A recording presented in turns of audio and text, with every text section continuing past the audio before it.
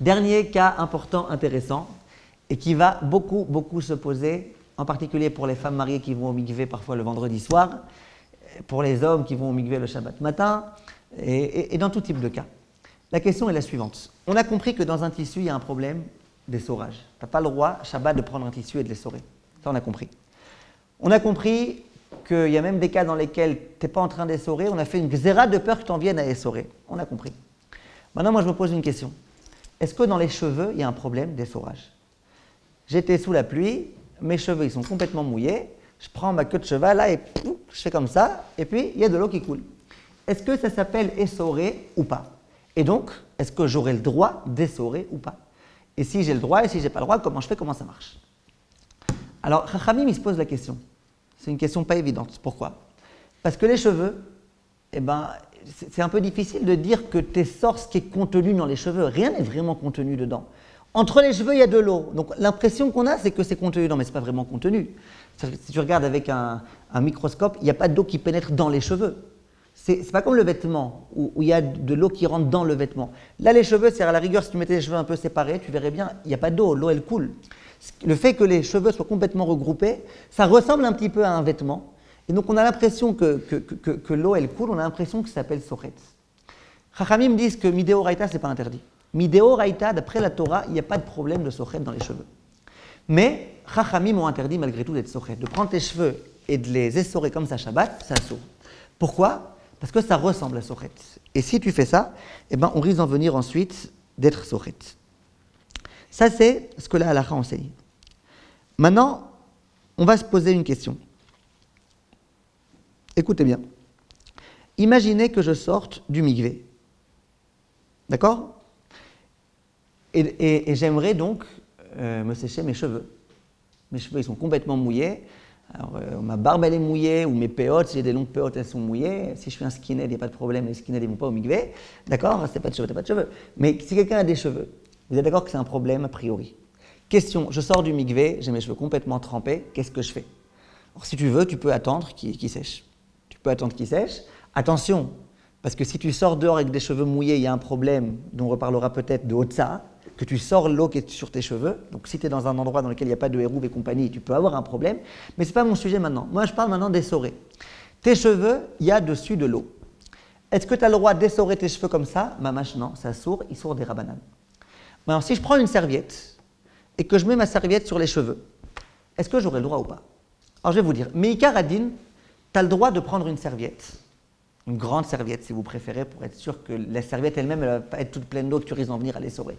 Je prends une serviette et les poskim disent tu as le droit de la passer sur tes cheveux doucement. Pourquoi doucement? Si tu appuies comme une brute, eh ben, tu vas essorer. Tu vas essorer l'eau qui est dedans. Donc tu poses tranquillement la serviette, tu la passes tranquillement. Ben, pourquoi il n'y a pas de problème de sochet si tu fais tout doucement? Le Rav Auerbach, il a une très jolie svara. Pourquoi c'est interdit, Béhémet, de prendre la queue de cheval et d'être sochet comme ça? Pourquoi? Parce que ça ressemble à presser, à essorer, oui? Quand quelqu'un me voit faire ça, il va se dire si on a le droit de faire ça avec les cheveux, on peut aussi faire ça avec une serpillière. Donc l'impression que ça donne, c'est que tu es en train d'essorer. Maintenant, quand je prends une serviette et que je la pose ici, même si j'appuie un petit peu, l'eau elle rentre dans la serviette, ça ressemble à essorer. Rien du tout.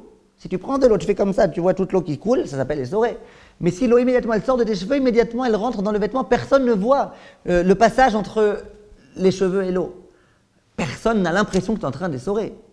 Vous comprenez ce que je veux dire? C'est clair? Essorer, c'est quand tu essores, tu as de l'eau qui coule. Mais quand l'eau, à peine elle est sortie, elle est déjà rentrée dans la serviette, ça ne s'appelle pas essorer. Donc, Meikar Adin, on a le droit de prendre une serviette, de la passer tranquillement sur la zone des cheveux. Le reste du corps, il n'y a pas de problème. Le reste du corps, tu n'essores rien. Mais là où il y a des cheveux, quand tu passes tes cheveux, ta serviette tranquillement, les poskim disent que ça, on a le droit. Attention, ne prenez pas un raisin Shabbat et vous l'essorez dans un mouchoir. Ne dites pas, puisque ça ne ressemble pas à essorer, là-bas, c'est un issour de Horaïta d'essorer. Attention. Oui, de prendre un raisin et de le presser, c'est un issour de Horaïta. Ça ne marchera pas, la svara du Rav Auerbach, quand même, et tu fais dans un... Là, je parle des cheveux, où toute l'interdiction, elle n'est que des rabbanan. Alors, on dit quand ça ne ressemble pas du tout, il n'y a pas de problème. Donc, tu peux faire passer ça dans ta serviette. C'est clair ou pas? Attendez, ouais, le corps. Maintenant, le mieux, c'est quoi? C'est quoi le mieux? L'idéal. L'idéal, disent les poskim, tu prends une serviette, tu la poses sur tes cheveux. Après, les femmes, elles savent faire tout type de machin, on a l'impression qu'elles font un chignon, un truc, je sais pas quoi. Tu prends ta serviette, tu la mets sur tes cheveux, et puis tu attends que la serviette elle-même, elle s'imprègne de l'eau qui est sur les cheveux. Ça, c'est glad kasher. Le Ben Ishra et compagnie conseillent de faire comme ça. C'est le mieux, ça. C'est même pas que tu appuies, mais doucement. Tu n'appuies pas. Tu poses et tu laisses l'eau faire la serviette faire le travail. Donc ça, c'est autorisé et il n'y a strictement aucun problème. Maintenant, la serviette, vous allez me dire, mais on risque d'en venir à...